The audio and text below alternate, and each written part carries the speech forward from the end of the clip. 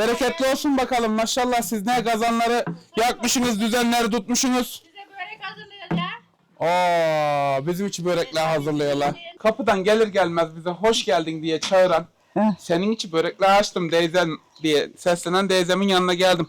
Oh merhaba teyzeciğim.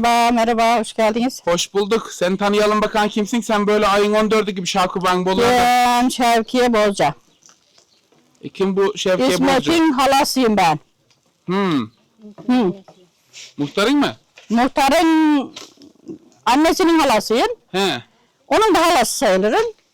Ben de halam sayılırsın galiba. Sen de halan Herkesin sayılırsın halası galiba. olduğuna Hadi göre. bakalım öyle oluversin galiba. Neler hazırlıyor ben bu arada sen bize? Bak börek hazırlıyoruz işte bak kıymalı var, patatesli var, ıspanaklı var. Katmer yaptık.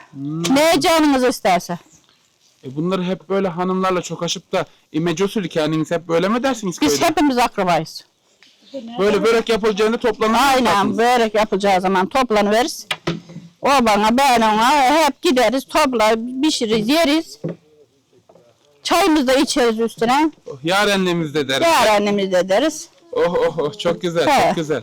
Öyle işte bizim işler. Seni hiç görmem doğrusu. Yalan söylemeyeyim şimdi. Ben seni hiç görmedim. Böyle tanıştık galiba. Evet tanıştık galiba. Senin gibi güzelleri görsem konuşturuyorsun. Çikinleri görsem aralara kaçıveriyorum sokaklarda. Ha.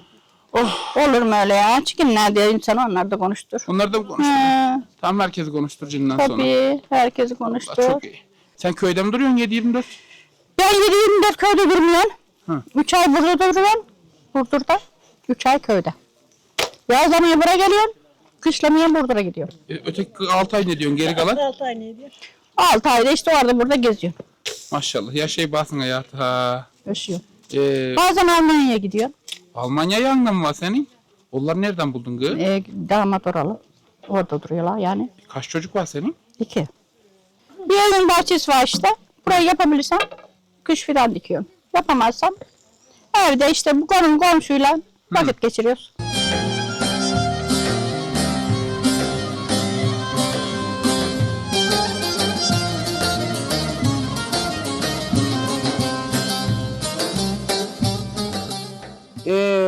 Ne elinde şey kılıç gibi kaldırdın atıverdin. Sen kimsin teyzem bakayım?